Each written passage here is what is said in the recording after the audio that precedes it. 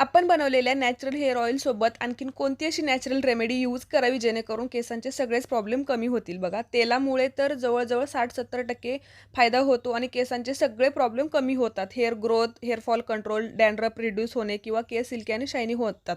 त्यासोबतच ज्यांचे केस खूप जास्त फ्रिजी आहेत किंवा केसांना एक नॅचरली कंडिशनिंग करायची असेल ना, तर या 3 वस्तू केसांसाठी एकदम भारी आहेत. एकदम अमेझिंग रिझल्ट येतात त्याचे.